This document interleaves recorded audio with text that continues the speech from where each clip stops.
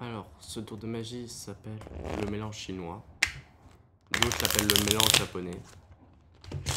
Et moi, quand je l'ai appris, on m'avait dit que c'était le mélange chinois. Donc on va l'appeler le mélange chinois. Donc c'était avec un jeu de cartes normal.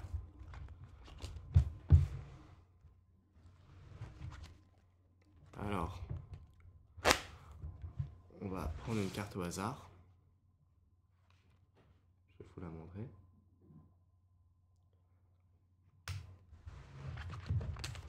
Ensuite, ce que je vais faire, c'est la poser au-dessus du paquet. Je vais couper le paquet 2 fois. Ensuite, je vais mélanger le paquet dans tous les sens. Comme ceci. Ensuite, nous avons des faces des dos, des faces des dos, des faces, des faces, ce qui est normal. Et donc, pour qu'elle rentre dans les doigts, je vais faire retourner la carte et remettre tout le paquet dans l'ordre. Donc la carte est le 3 de carreau. Alors, comment faire ce tour?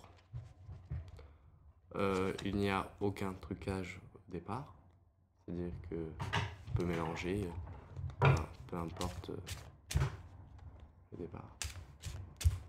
Voilà, donc je vous conseille de plier les cartes un peu au début.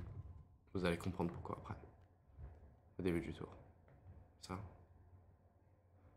Alors, donc vous prenez une carte, la carte, vous la mettez au-dessus. Vous la mettez au-dessus du paquet. Mais en la mettant au-dessus, vous allez laisser votre petit doigt pour laisser un espace qui est invisible au devant. Comme ceci.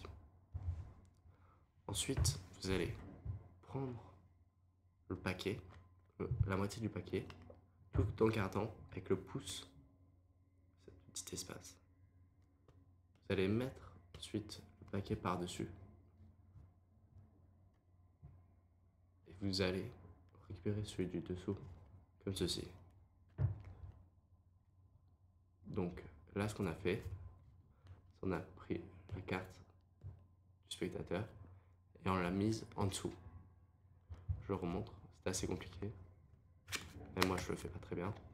Donc, on a le petit doigt comme ça.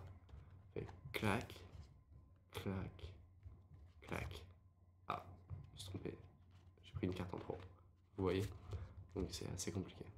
Je vous montre une dernière fois. Schlac, schlac, schlac. Donc, là, vous avez le 9 de pique en dessous du paquet. Et avec votre main, voilà, vous allez poser votre main comme ça. Vous allez prendre des cartes, environ 10.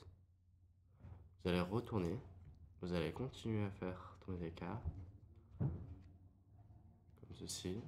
Vous allez continuer comme ceci. Vous allez continuer comme ceci. Et là, il faut faire attention. Il faut être les 4 doigts au-dessus, le pouce en dessous, et prendre la dernière carte et faire ce mouvement. Donc je remontre. Nous sommes dans cette position à la fin. Clac, clac, clac, clac, clac. Les doigts au-dessus. Et la dernière carte qu'on vient poser dessus. Donc là, nous avons le 9 de pique au-dessus. Retourner. Plein de cartes de face. Et l'autre moitié de dos. Donc, je le montre comme ça. Et ce que vous allez faire, c'est pour ça que je vous ai demandé de plier le paquet. Vous voyez, comme il est plié, et il y a un grand espace pour séparer les deux paquets. Et là, vous allez montrer faces. Des dos, des faces.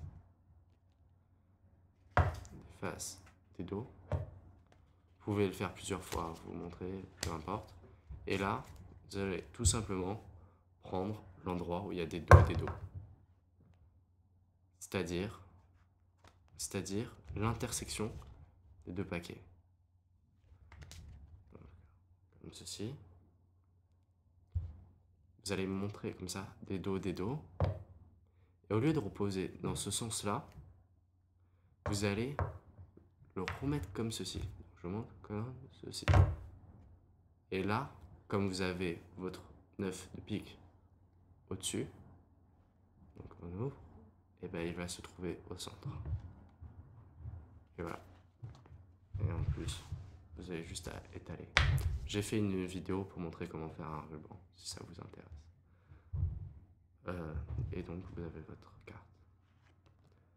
N'oubliez pas d'aimer ma vidéo et de vous abonner. Merci beaucoup. Au revoir.